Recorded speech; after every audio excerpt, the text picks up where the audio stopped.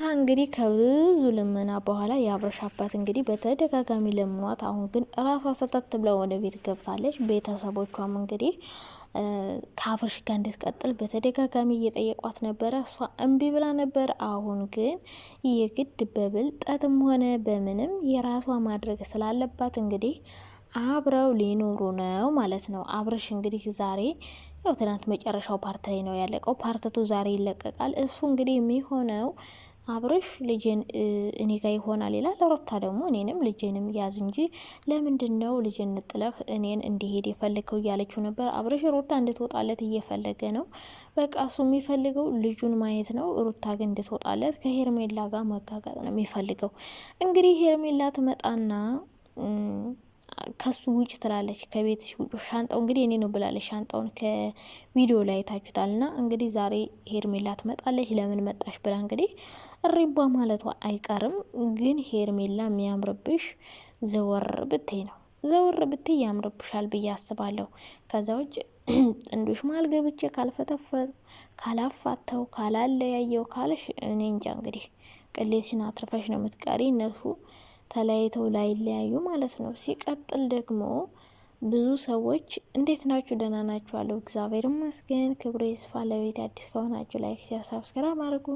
በአዲስ ቪዲዮ ካች ብያለሁ። ሩታና አብርሽን ከነ ልጃቸው ይዤላችሁ ዱብ ነው ያልኩት። እነዚህ ሰዎች እንግዲህ በተረገዘ በ3 ወሩ ከተለያዩበት ቀን ጀምሮ እስካሁን ድረስ በጭቅጭቅና በንትርክ ነው የኖሩት። ሀብት ንብረት ክፍፍል ሁሉ ጀምረው ነበረ።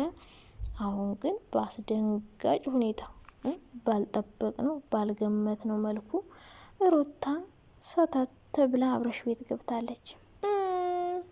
አረ ሴቶችዬ ይችን ጥበብ ተጠቀሙባት። ባላችሁ እናንተ ለማስቀና ሌላ ሴት ሲሄድ፣ አብርሽ በእርግጥ ሩታን ለማስቀናት ብሎ ይመስለኛል ሄርሜላን ያመጣት። ግን ለማስቀናት ብሎ አምጥቷት የእውነት ልጁ ፎንቃ ውስጥ ሳይገባ አይቀርም። ብቻ አሁን ሩታ ወደዚህ ቤት ስትገባ ሄርሜላ የሆነ ድራማ መፍጠሩ አይቀርም። ምክንያቱም ባለፈው ራሱ ማለት ነው ወልዳ አብርሽ ሄዶ ሀብል ሲሰጣት መኪና ሲሰጣት ምናምን፣ ከዛ በኋላ የሆነ ድራማ ፈጥራ ነው የመጣችው። ምን አለች? ሀብሉን የሰጠሽ እኔ ገዝቼለት ነው ብላ መጣች። ምክንያቱም እነሱ እንዲጣሉ ትፈልጋለች። ማንም የምትፈልገው ሄርሜላ። አሁንም ቢሆን ሄርሜላ ማለት ነው የሆነ ድራማ የምትፈጥር ይመስለኛል። ወይ ደግሞ ወይ እርጉዝ ነኝ ትላለች። ምክንያቱም እዛ ቤት ሻንጣዋን ይዛ ገብታለች።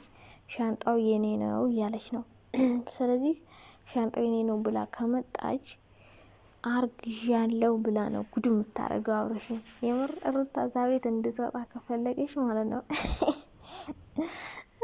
በአንድ ድንጋይ ሁለት ወፍ ማለት አሁን ነው።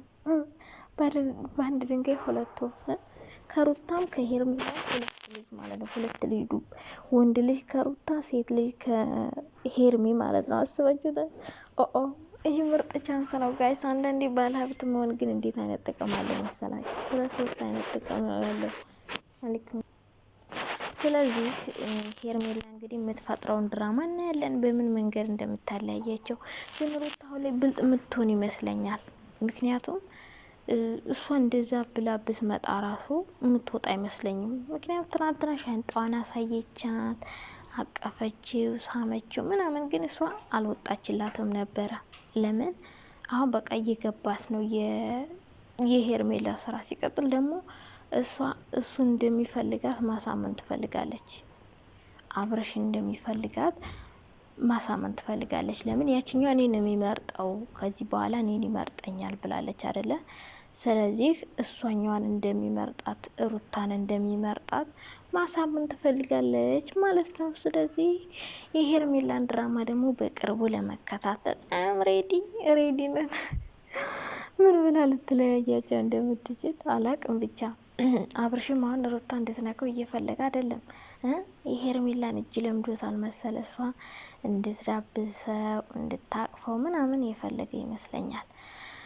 ብቻ ለማንኛውም እንግዲህ እነዚህ ሁለቱ ጥንዶች አንድ ላይ ቢሆኑ በጣም አሪፍ ነው። በተለይ እንደዚህ አብረው ሆነው እሷ ለማለያየት ስትመጣ አስባችሁታል? የአብርሽ ቤተሰቦች ጓደኞች ምናምን ሊሉ እንደሚችሉ።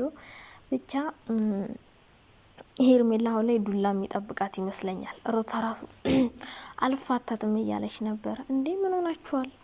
በባሏ እኮ ባሌ ባህሏን ደግሞ ካልቀማዎች ብላ እንትን ስትላ ዝም በቀላሉ መጥፋታት አይመስለኝም። ምጣፈጥፋ እንደውም ሩታ አሁን እንትን ካሉ በኋላ ካረገዘች ከወለደች በኋላ ማለት ነው ረጋ ብላለች።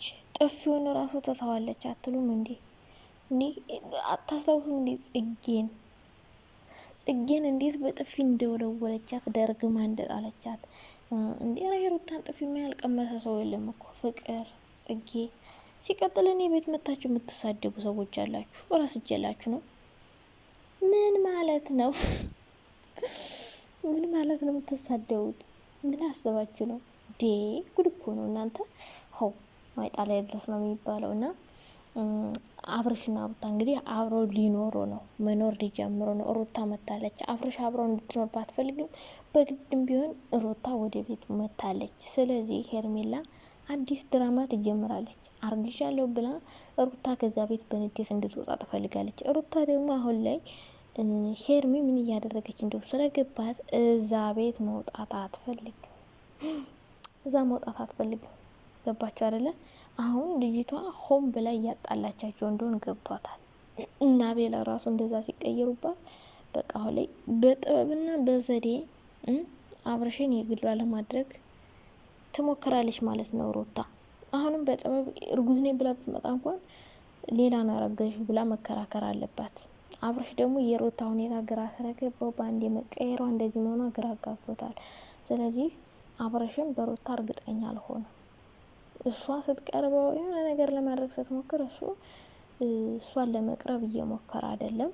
ብቻ እንግዲህ ዛሬ ደግሞ ምን ይፈጠራል? ሄርሜላ መሀል ላይ መታዘቡላ ከሩታ ጋር ባጓሮ ትፈጥራለች ወይስ ደግሞ ፊቷን አዙራ የእውነት አብርሽ ሩታን ፈልግሻለሁ ብሏት አብሯት ቢሆን ጥሩ ነበር። ግን እንድታቅቡም እንድትይዘው ስላልፈለገ አብርሽ ውጭልኝ ያላት ስለሆነ በቃ አብርሽ እኮ አይፈልግሽም፣ እኔ ነው የሚፈልገኝ፣ ውጭለት በቃ ልጁን ነው የሚፈልግ ብላ ነው የምትመጣው ብዬ ነው ማስበው።